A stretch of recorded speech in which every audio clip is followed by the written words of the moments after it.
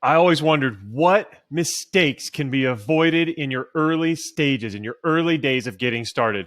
I had Mark Thompson, the co-founder of PayKickstart on. They do great billing and affiliate marketing help and awesome stuff around helping startups and later stage companies manage their subscription billing, manage their affiliate marketing, all of it. He goes through what they did, what mistakes they made, and what went well so that you can make sure that as a startup, as an early stage company, you are growing and being a very strong company.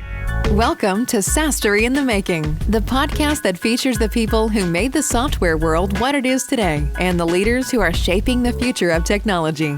Here's your host, Matt Wallach.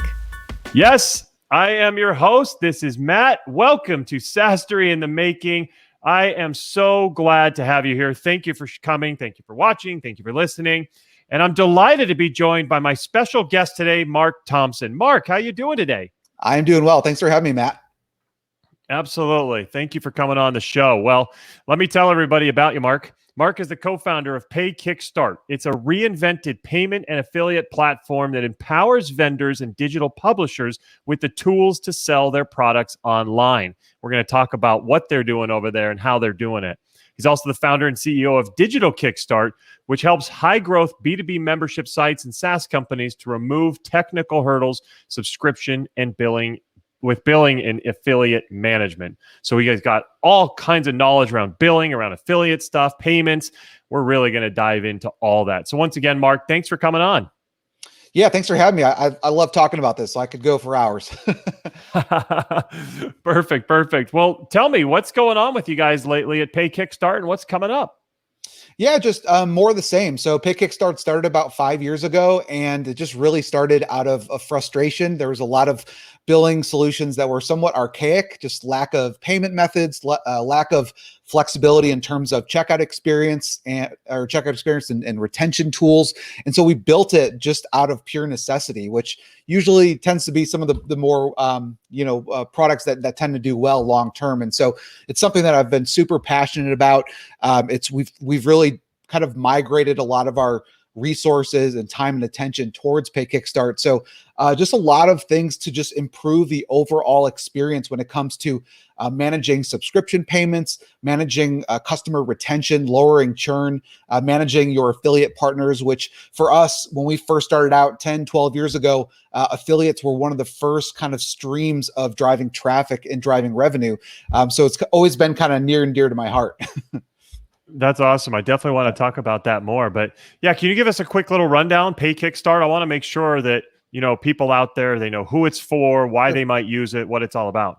Yeah, so we really focus on subscription-based businesses. So if you're focused on recurring revenue, so we end up working with a lot of SaaS companies, software companies, people running membership sites, online course creators, even coaches or people running marketing agencies that work with clients. That's really our sweet spot. And so, obviously we can help you accept payment, accept credit cards and PayPal and wire transfers and Apple Pay. But what we really focus on is really minimizing your churn, because in order to grow and scale a subscription-based business, you really need to get your churn under control first before you can put your foot on the gas. And I think that's a problem that a lot of businesses face, especially recurring businesses, is they try to put their foot on the traffic gas, and they forget that, hey, what if my churn is at 10, 20, 30, 40%, if I'm losing customers at that pace, there's no way you're going to be able to play catch up.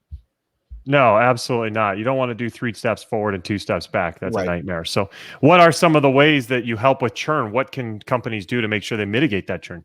Yeah, so there's a lot of different things. There's things called voluntary churn and involuntary churn. So voluntary churn is obviously someone who is voluntarily canceling their subscription with you. And one thing that so many businesses do or don't do, I should say, is they don't reach out to them and find out what was the problem.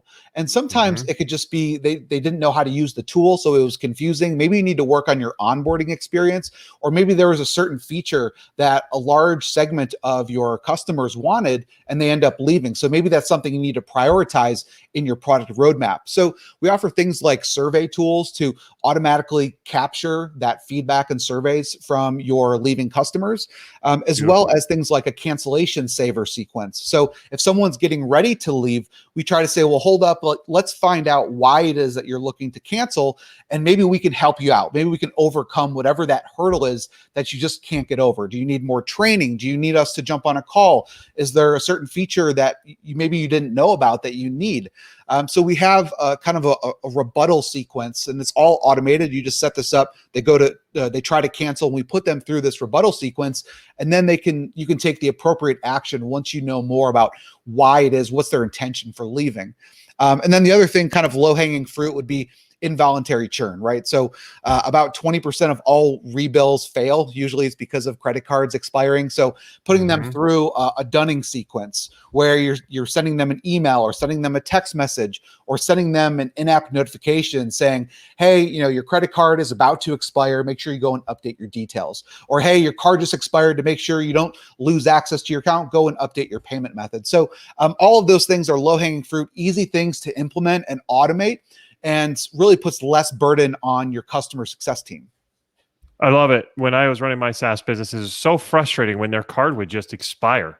And it would take us months sometimes to connect with them to get the new card, and it was a nightmare. So I love the being proactive and getting out there beforehand, the system that it knows that it's going to expire and tells you. That's amazing. So very cool stuff. What I want to know is, and we've faced this decision before in my companies, why would a SaaS company decide to build their own billing platform in-house versus partner with one that's already available like PayKickstart? Yeah, it's a great question. And so, I mean, me knowing, like, building a payment solution from scratch, I know what it takes and what it involves, and it's just something you don't want to do. Now, obviously, if all you're trying to do is just slap a PayPal button on your site to accept payment, that's another story. But when you're running a business, or especially a SaaS business, there's so many things that kind of come up, right? Like, you're always adjusting your pricing strategy. You may want to do usage billing. You may want to try free trials. You may want to do paid trials.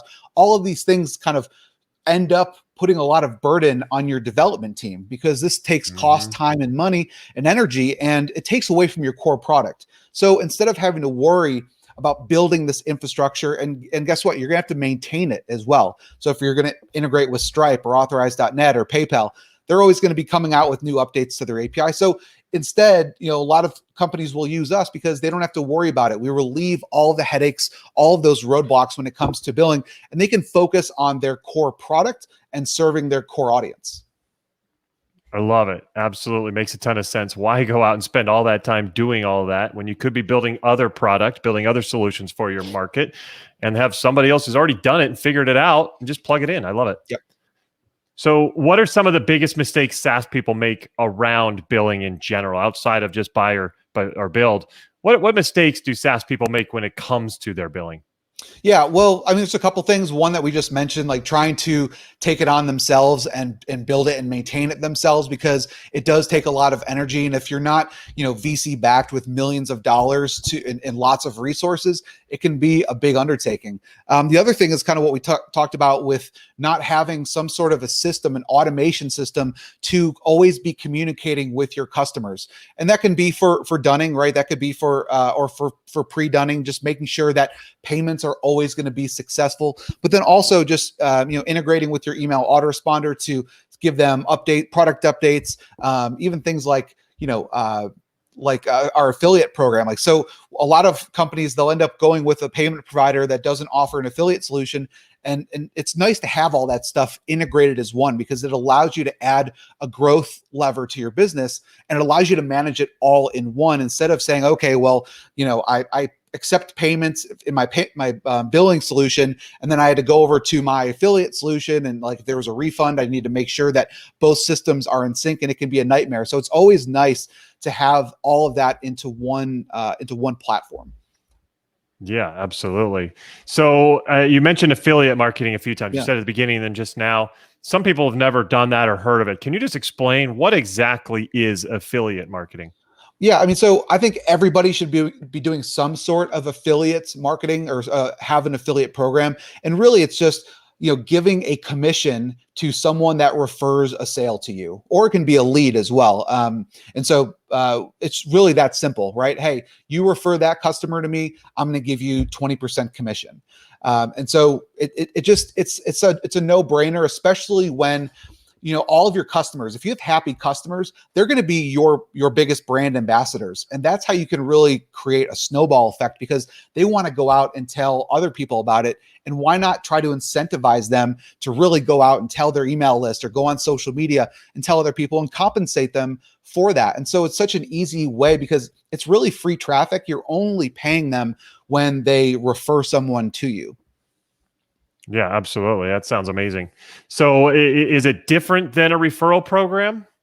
I mean, there can be nuances: affiliate program, referral program, partner program. There's lots of different ways to say it. Referral program is a little bit different than an affiliate program, I would say, where an affiliate program, you usually compensate them with some sort of, usually it's money, or some sort of monetary value. With a referral program, sometimes that's like, okay, refer 5 people and get 1 month free with the product. It's something that is on our roadmap to kind of add, but right now it's more of the traditional type of affiliate program. And with affiliate programs, so does your system track all that? I mean, it sounds like something that you would need to do if you really want to go after it, is set up some sort of tracking, set up some sort of method to keep everything in line. How do you guys do that? Yeah, and so a lot of our vendors, they're using, they're working with hundreds or even thousands of affiliates, and especially when you get to that many at scale, it's really hard to be able to maintain them. And so our affiliate system allows them to go and promote to affiliates. They can request to promote, and you can either approve or deny them.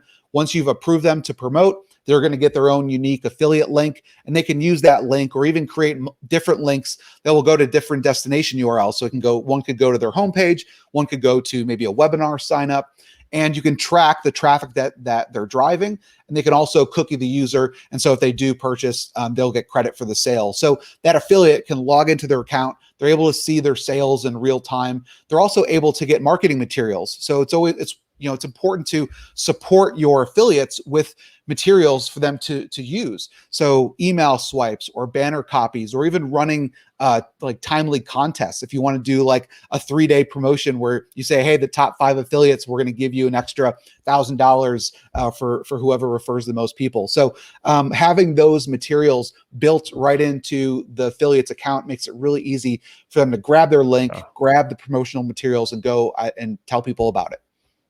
That's amazing. It does make it so much easier. And you guys use that to get yourselves started. What else did you guys use as growth strategies to build your company and launch it in those early days?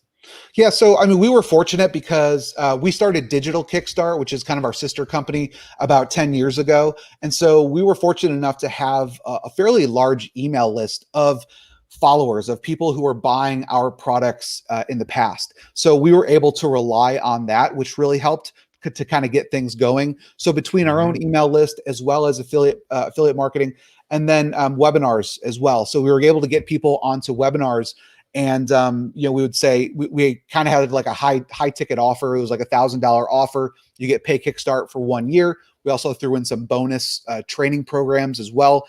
And so we would drive traffic either through our own list, from affiliates promoting those webinars, and then we also did some Facebook ads.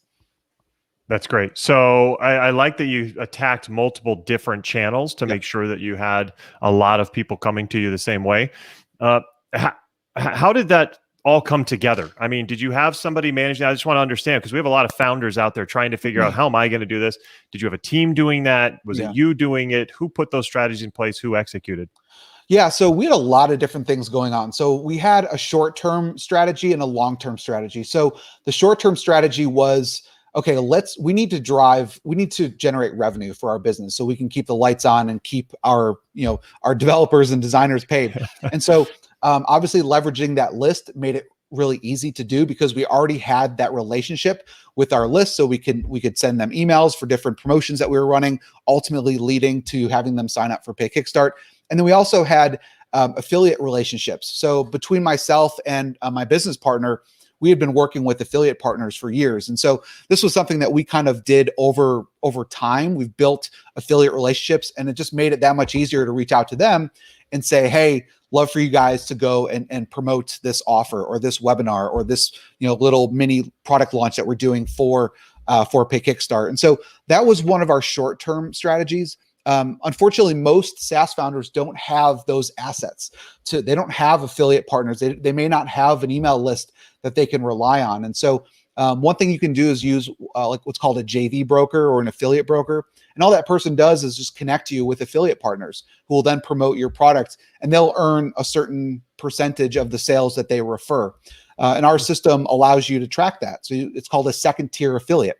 And so if you have a JV broker and that broker introduces you to 10 affiliates, all the sales that those 10 affiliates generate for you, you could say, hey, JV broker, I'll give you 5% of sales or 10% of those sales. So that's a really nice way. And again, it doesn't take a massive amount of money or effort, because, you know, last thing I want people doing is going and dumping a ton of money into Facebook ads when they don't know their numbers, they don't know their metrics, their churn is really high. It's a way that you can just kind of, you know, tank your business really fast and lose all the money that maybe you have created. So it's a way to mitigate risk. So that was kind of our short-term strategy. Our long-term approach has always been SEO and content. So we've created a lot of content. We've hired industry experts to write content for us. Even I'll write a post every now and again. And so I knew, you know, with SEO, going back, God, like 12 or 15 years ago, that was kind of my bread and butter when it was really easy to rank websites. Nowadays, it's not so easy. No. So we generate a lot of content for our blog, and it's well optimized. But that we didn't really see any results until like a year or year and a half of writing content consistently. So I knew that we couldn't rely on that for driving organic growth and revenue. So that was our long-term play. Yeah, I think that's wise. It obviously is a long-term play, the content play, but it builds up, and over time it becomes a really powerful part of your channels. I love what you said also about the fact that you had a list, that you already had relationships, you know, digitally, that you had created over time. Yes, SaaS founders who are just getting started sometimes don't have that. However, you can start to build that. So I talk about building authority with my clients, like become an authority in your space. Start to build those relationships, start to give value, start to share what's working, what's not working, and start to help people in that industry. And you can start to create that list, that foundation of people within your target market who are going to become future customers or affiliates or referral partners. I love that you guys had that in place, but I don't think it's impossible. I don't think people should just dismiss it if they don't have that already. Start to do that now. Yes, it's more of a long-term strategy, but it starts to pay dividends and can be really, really valuable.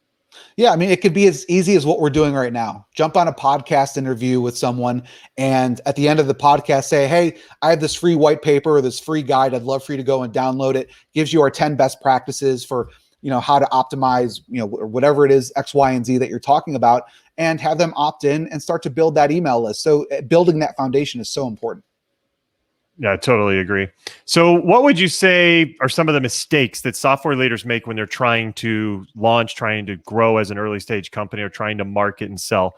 What sometimes do they not do well? Well, I've made every mistake under the sun. So, I mean, I have a lot to choose from here. I would say the biggest one is waiting to get it out to the marketplace. I was just talking to someone the other day, and I posted something on the SaaS Growth Hacks Facebook group, which I'm sure a lot of you guys are part of. And I said, how many of you guys are getting ready to release a brand new SaaS or a new startup? And I had tons and tons of comments. And one of the comments was, oh, I've been building it for 4 years. And I was just like, oh my God, like that must be crazy. Like the fact that you've been building this thing, God knows how much time, money, and investment you've put into this. Instead, why don't you cut it down, right? Cut down the product into something really simple and just get it out to the marketplace. And even if you give it away for free or give it away for $5 a month or whatever it is, get it in the hands of people, right? And you're going to learn so much more than sitting there saying, oh, I got to add this feature. I got to add that feature. Everybody gets feature happy, right? We can't launch it until we have this. We can't launch it until we have that. Before you know it, it's been 3 or 4 years. And what do you have to show for it? Nothing. And that's when a lot of businesses go under, because there's no revenue coming in. And before you know it, they're like, I can't keep the lights on. Yeah, I totally agree. I mean, there's the old adage of, if you are happy when you launch your product, if you're happy with the product, you launch too late. Yeah. So Right. get it out there, be embarrassed by it a little bit, but chances are what you envision the product to be and the way you think it should be, other people, they don't have that vision. They're not focused on exactly what you're trying to solve. They don't understand it as well as you, but they have a problem and they probably need something to solve that problem. So get it out there, get it in their hands, and get the feedback. It's critical to get feedback on your product and to hear from your customers, your target, even partners, what it is and how it's helping them, how it's not helping them, and what they need. And that's how you're going to make your product better and better through that customer interaction. Yeah, I mean, we've made dozens of pivots over the last 5 years, right? I mean, what PayKickstart was 5 years ago, I wouldn't say completely different, but I mean, we've had to make some adjustments along the way. And one thing that we did was we added a product roadmap, a public product roadmap, so everyone can go in and submit ideas and can also vote on them and leave comments. And so we've given our customers a voice. And I think when you have that customer-centric mindset, the product builds itself based on your customers. I completely agree. So this is awesome. So we've heard make sure that you set up some sort of partner relationship, referral, affiliate program to make sure you're getting the word out there. Don't launch too late. What other advice do you have for software leaders just getting started, Mark? Yeah, I mean, I think outsource as much as you possibly can as early as you can. So get it off of your plate. I think founders, as entrepreneurs and founders, we have a control complex, right? We want to do everything. And before you know it, you have this long laundry list of things you need to do. And there's only so many hours in the day, right? We only have 24 hours in a day. And so start to get that off of your plate and start to focus on the things that are going to drive the most revenue and have the biggest impact in your business. So all those tedious tasks that are taking up all of your time, if you're sitting there trying to mess around with a logo tweak in Photoshop and you've never used Photoshop before, don't do it. Go hire a designer for $10 and have them do it really quick in 15 minutes. So find out those things that are time consuming, that are not bringing a lot of impact and revenue to your business, and get them in the hands of other people. Yep. Fantastic. I completely agree. And you said outsource. I would say outsource or have a team member do it, because for me, once I started having my team and having them focus on certain things, it made it so much easier for me to focus on the stuff that I had to focus on. So I did that better. They did better at what I was doing on that part of it before. It just all started to flow even better. So outstanding advice there. And this has been awesome, Mark. You've brought a lot of value. There's a lot of stuff that you shared that I think can really help people getting started and people launching, and even in the early stage and even growth stages of their companies. So where can people learn more about you and PayKickstart? Yeah, two places. So obviously you can go to paykickstart.com. You can sign up for a free 14-day trial. Our team is there 24/7. If you want to start a live chat, you can do that. And then we also have a Facebook group as well. So if you just type in subscription growth hacks or PayKickstart into Facebook, you'll be able to find our group. Feel free to join. I'm in there. We have over I forgot how many thousands of SaaS founders in there now. So feel free to join. Love to just talk shop, and feel free to ask questions if you ever need any advice. I'm in there, and there's lots of other people in there. So there's a lot of engagement there. Okay. I love it. That's great to have that community. And we'll put all that into the show notes. So everybody seeing it on YouTube, you'll see it down below. Everybody on the podcast, you'll see it there. But we'll have all that for you. So Mark, this has been great. Thank you for coming on the show. Absolutely. Thank you so much for having me. Absolutely. And for everybody else out there, thank you for watching. Thank you for listening. Make sure you subscribe. You do not want to miss all this amazing stuff people like Mark are going to be sharing with you. So you'll be able to be notified of everything coming up. That way you'll be good to go and you'll be rocking it within your own business. Thank you for coming, and we will see you next time. Take care.